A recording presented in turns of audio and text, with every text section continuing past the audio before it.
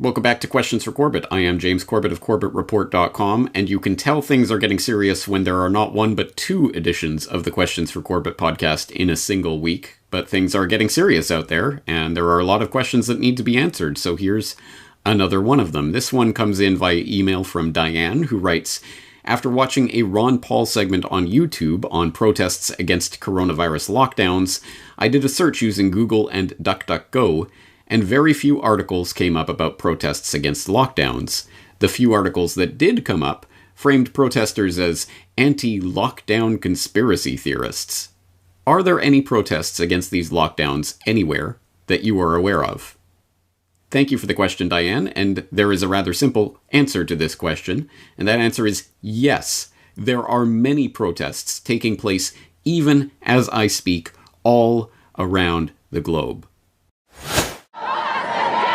On the north side of the State House, by the entrance to the stateroom, the chants of protesters could be heard loud and clear. Open Ohio now! Open Ohio now! Watching on TV, the protesters' message wasn't clear, but you may have been able to hear something going on. One of those voices outside the State House belongs to Jennifer Franz. We feel like the virus is less of a danger to us than our rights being stripped from us.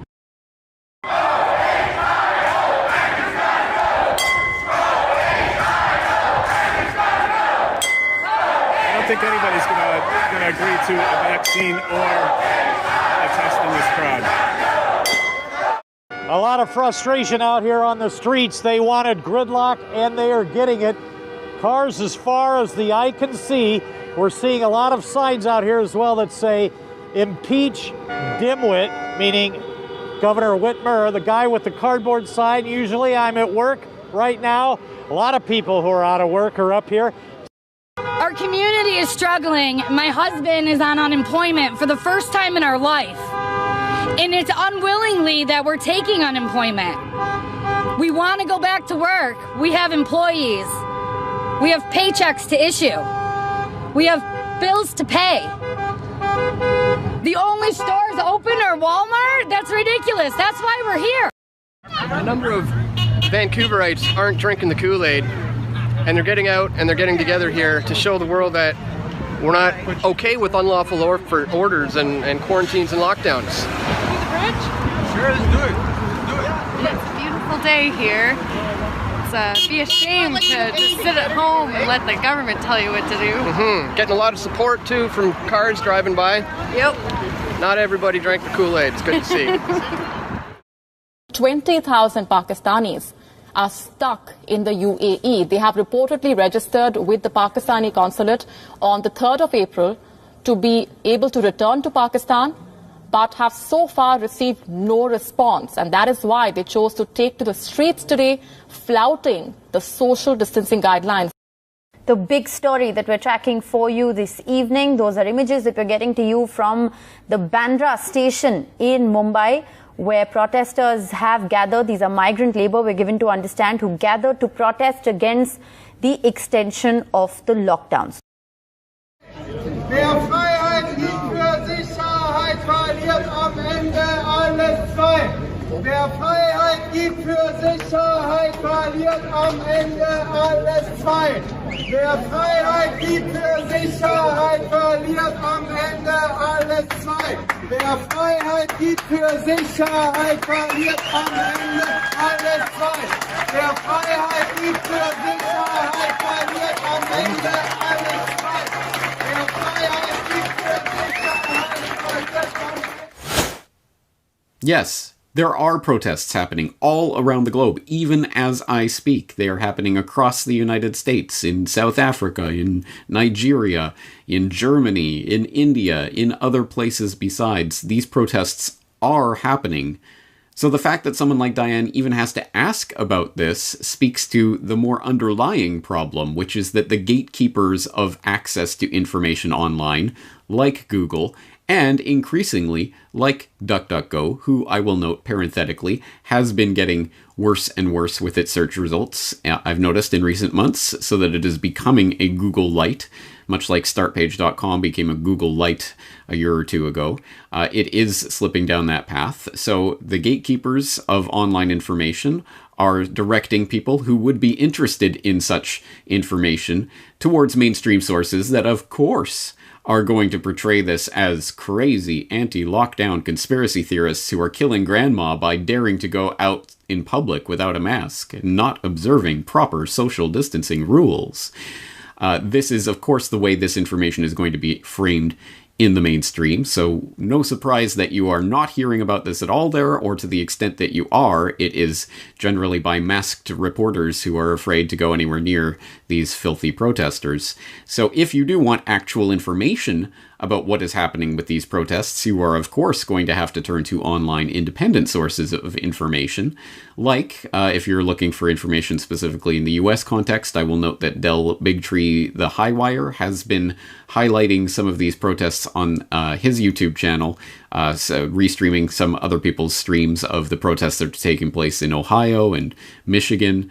Or, for example, I recently was a guest on something called Defending Utah Radio. They've recently talked to Idaho Representative Heather Scott about the lockdown happening there and the unconstitutionality of that. So that link will be in the show notes if you're interested in that conversation.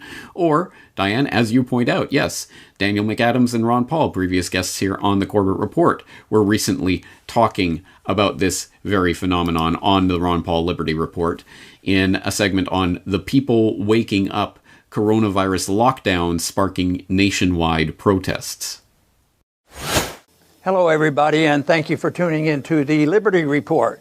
With me today is Daniel McAdams, the co-host. Daniel, good to see you. How are you this morning, Dr. Paul? Doing good, because I think we can find a few positive things today. Yes. We talk about a few negatives. We usually search for the best things, the positive things, and we occasionally find one. Today, I think we can say maybe the ice has been broken, and they're breaking out, and people are getting tired of it, and they're being tired of lockdown, and maybe it wasn't a good idea.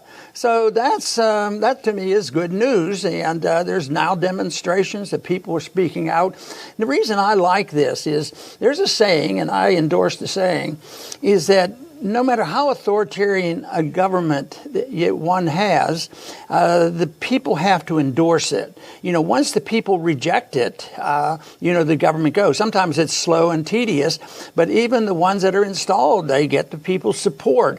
And right now, the authoritarianism that we've been living with and all the excesses in our financial system and the medical system, people have tolerated and they like it, and most people still probably think, all we have to do is tinker with the management. But it's also people that we're seeing now in the streets are saying, boy, this is enough. This lockdown doesn't sound American to us. And they're going out on the streets and demonstrating. And I'm all for that as long as it's peaceful. Yeah. But it annoys the authorities because they don't want us out of our house. Yeah. How can you demonstrate if you have to stay? How can you demonstrate if you're not allowed to have more than a couple people together? You can hardly get your grocery shopping done. So it is a challenge, but I think the people are tired of it. And I think they're starting to speak out. I think it's going to grow by leaps and bounds because I think that is the natural thing to happen. As always, the link to that full conversation will be in the show notes in case you want to check it out. But suffice it to say that, yes, there are protests taking place all around the world right now. Yes, people are pushing back in many places, even as I speak. And it is important once again to reflect on the fact that there are still people out there who haven't even heard about this, and some of the people who have only heard about it from mainstream controlled sources that are trying to frame this as crazy conspiracy theorists. The reason why the first order of the psychological operation that is played out against the public is to convince you that you are all alone is because the real truth, the ground truth that they desperately do not want you to think about, is that they need your compliance to make this happen. This is an exceptionally important point. This is the reason why so much time, effort, attention, and energy is directed into propagandizing the public on various things. It is because what you think, what you believe, influences the way you act and what you are or are not willing to accept. You control reality. You control your reality. This is an exceptionally important subject, and it is the reason why propaganda even exists, is to try to convince you you're all alone, you're a fringe wingnut conspiracy theorist, everyone's laughing at you, and if you go step outside your house, you will A, die of COVID-19 immediately, and B, be snitched upon and set up by your neighbors and set upon by the jackbooted thugs of the police state. So resistance is futile, stay at home. And literally, I mean, they couldn't make it any more blatant. The propaganda campaign slogan for this is stay at home, literally. So yes, that's exactly what they want you to do. And the way to defy this, the way to end the lockdown is not some occult mystery. It's not going to require some sort of 18-dimensional chess. It's not going to be some big plan that's going to, okay, well, first we need to do the second, we need to... No, you end the lockdown because the lockdown only happens because of compliance, because people comply with it, because people go along with it. This is not a difficult point. In fact, it was put recently. Jeff Berwick had a video up, share this now, and we can end the lockdown by tomorrow morning, where yes, the lockdown is taking place in our minds, and if we go outside, we have ended the lockdown. This is not rocket science, people. And so, yes, I understand people who are concerned about their safety, not necessarily because of COVID-19, but hey, maybe there are people who are concerned about that. So take whatever precautions you want. But for people who want to go outside, go outside. And yes, I understand that you may be subject to the snitches of the neighborhood snitch state and the jackbooted thugs of the police state if you do so in defiance of government orders, if you dare to try to open your business during this lockdown. So there is strength in numbers, and that's why it's important to know about these protests that are taking place so that you can have that strength in numbers. And if there is no protest taking place in your area, people are looking to me, James, why don't you be a leader and tell me what to do? Okay, okay, you know what? I'm not a leader. I am not your leader, but I'm going to tell you what to do if for the people out there who need to be told what to do. And I have this kicking around. I've had this sitting here for a couple of months now because I was planning on doing a Vote Harder video to parody the 2020 selection circus back before the world changed forever. But I've decided I'm going to use this as a badge. I'm going to give you this badge to each and every person watching this video. You have now been embadged.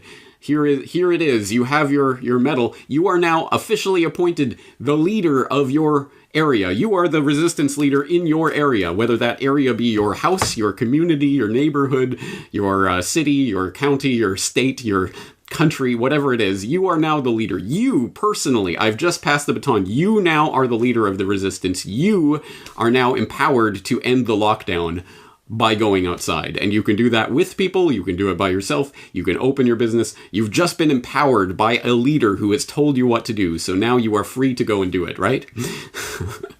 Anyway, whatever it takes. The lockdown only exists because people comply with it, and I hate to tell people, but mass disobedience, mass non-compliance is going to be necessary in order to combat tyranny. It's going to happen sooner or later.